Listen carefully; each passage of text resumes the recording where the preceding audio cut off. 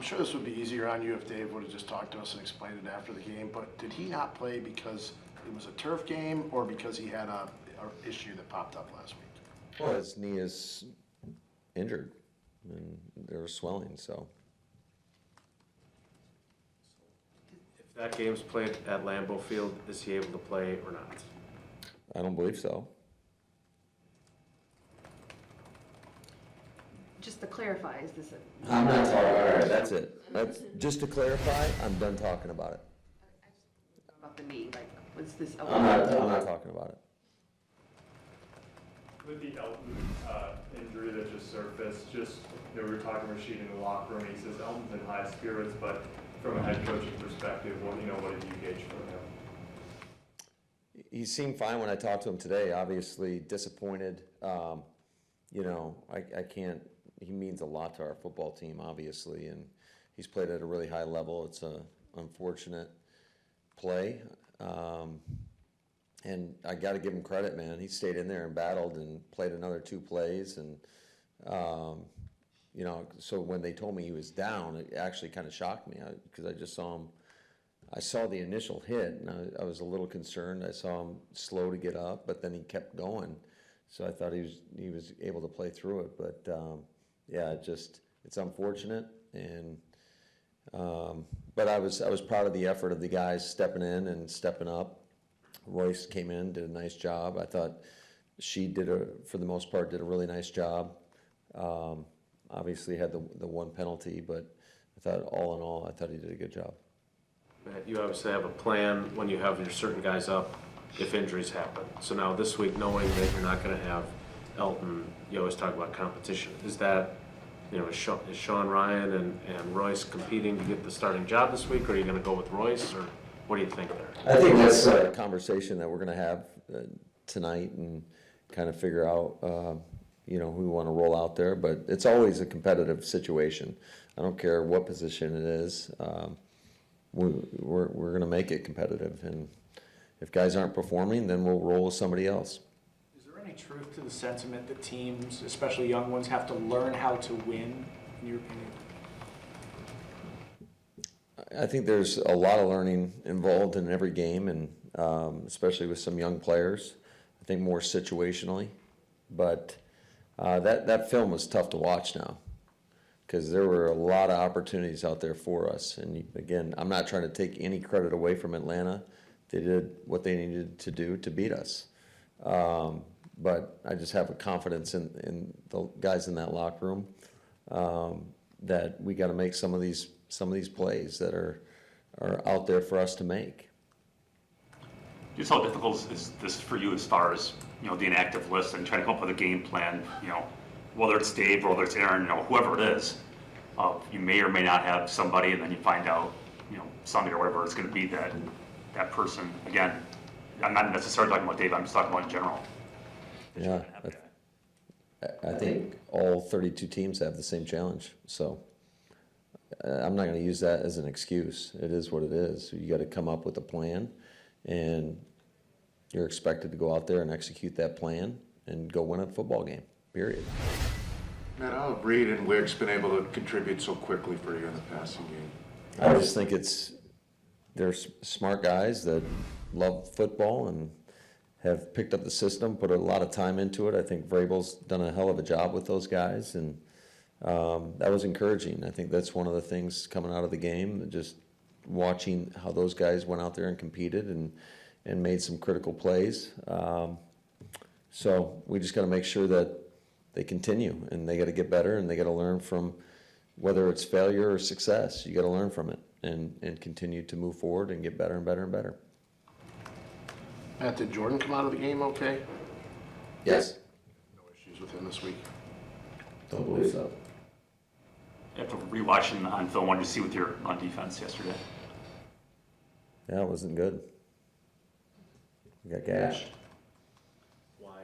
Any particular reasons for that? Well, I mean, again, I think if you look at it, there's some things that were self-inflicted, no doubt about it. I think that they have a good run. They have a good run game. They really do. I think schematically, they presented a few issues for us.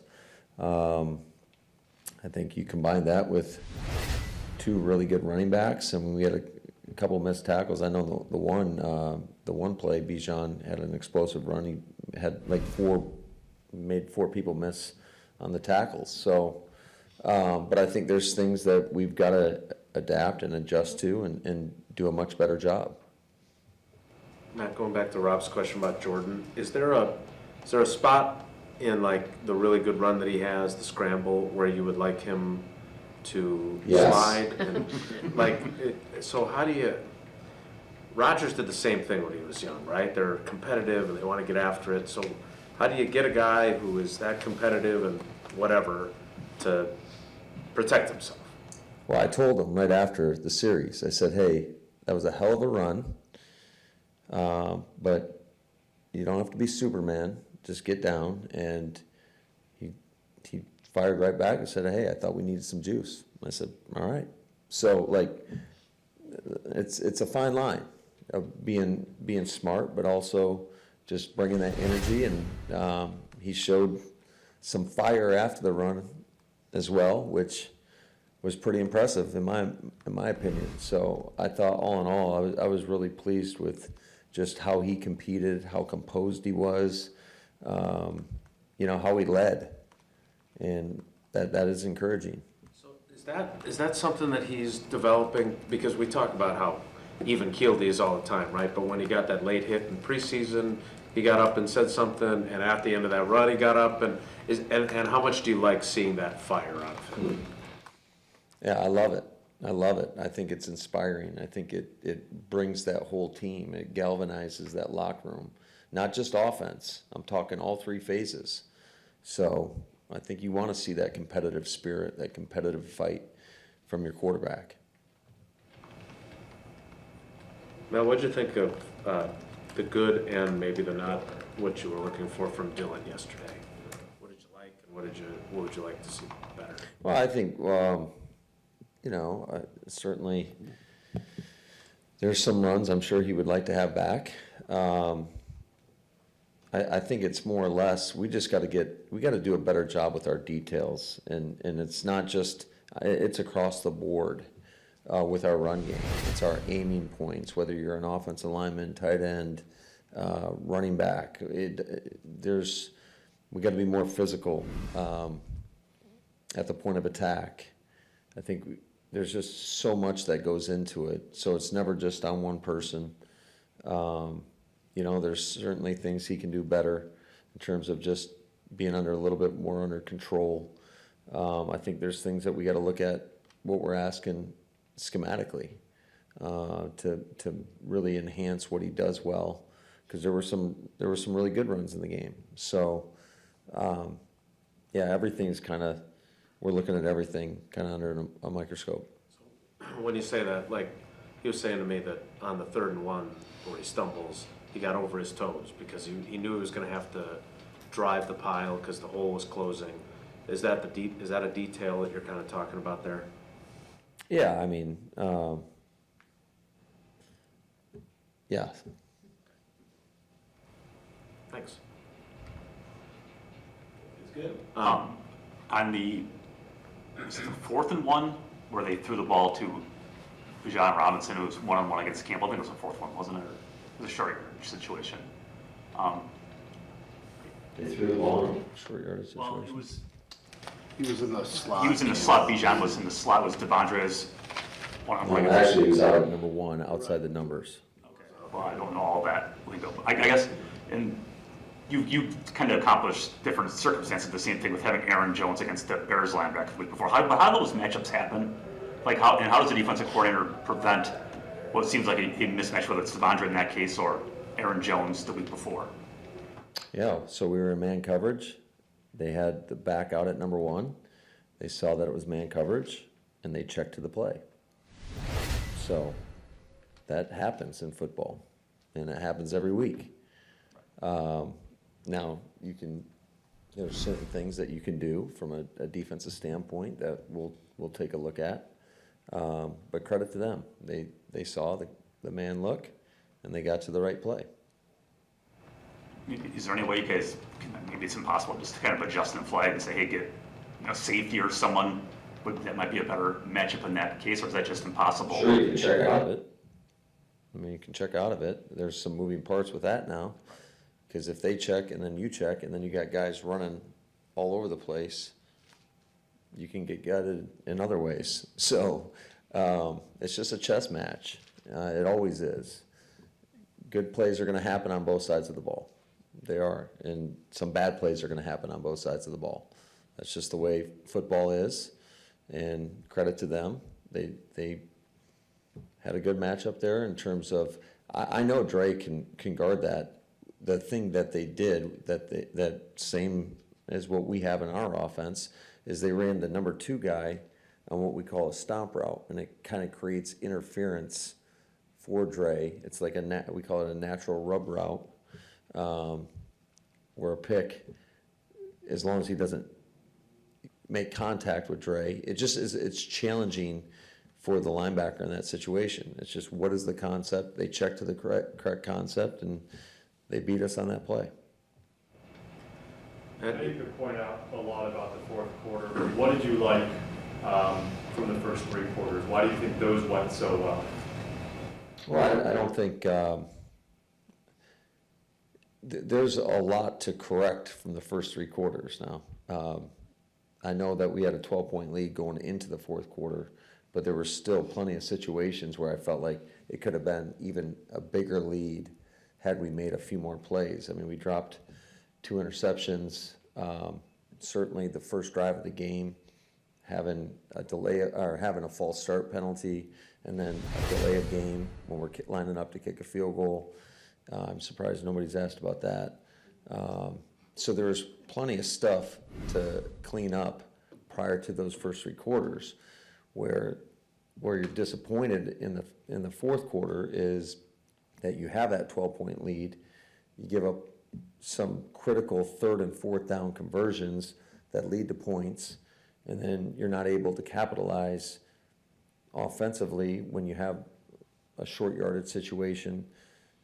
Can't gain a yard, then we have a miscommunication on the 4th down, and then in 2 minute we had exactly what we wanted on 2 of those 4 plays, and we can't connect. One because of a protection issue, the other we run a route a little, don't take the correct angle on the we call it a circus route to Rome. He's got to take a higher angle with the defender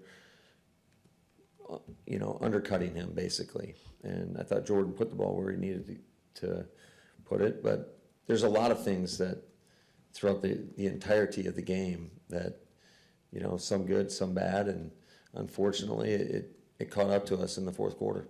I'll ask about the field goal situation. Was there anything to give you pause that 56 was not ideal going in that direction or anything like that? No, it was more or less, I think, just the situation. Early in the game, wanted to try to pin them back, make them go the long haul, and it obviously did not work out in our favor. Those are things that hindsight's 20/20. If I had to push the ball, I would have said, "Hey, let's kick this field goal. It's going to be a one-point game at the end of the game." And but it is what it is, and I'm just pissed that we were even in that situation, quite frankly. Like, I've got to be better. I've got to keep an eye on the shot clock. Our operation has got to improve. It's one of those things, and it's never an excuse. We've got 2 young players back there, and it looked like we were out, on the practice field on Wednesday, lining up to attempt a field goal. I mean, there's got to be an urgency. So I think it was a learning experience, a hard one to learn.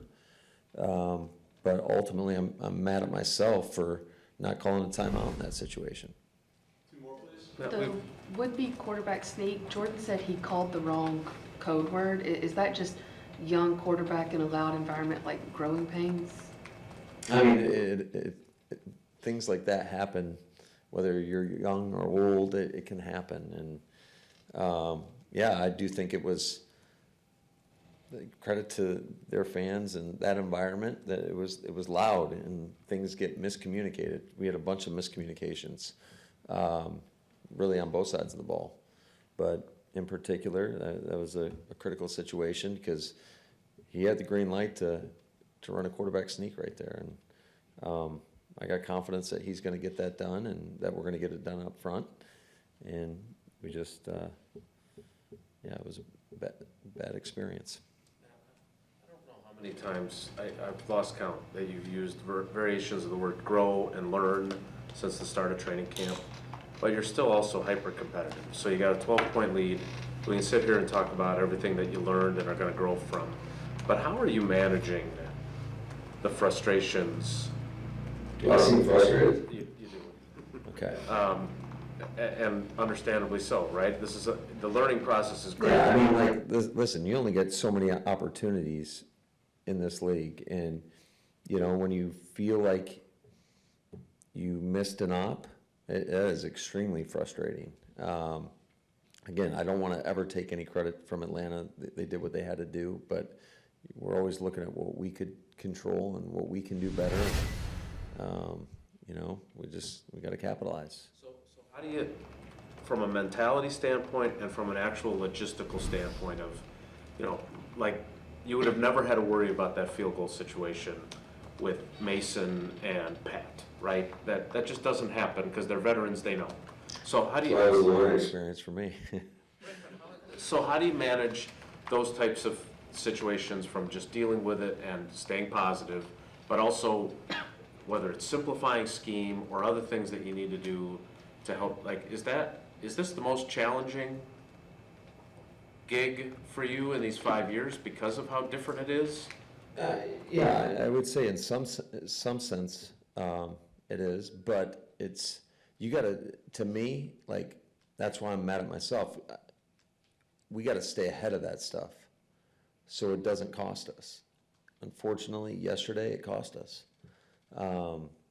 And it wasn't just one play in particular, but just, I think you always gotta stay ahead of the competition. You're trying to, and granted, they get paid too, and they're gonna do it. I know a lot of the coaches on that staff, and I got a lot of respect for the coaching staff over there and their players, and they've got a lot of good players as well. But you're always trying to stay one step ahead, and you know, we obviously weren't.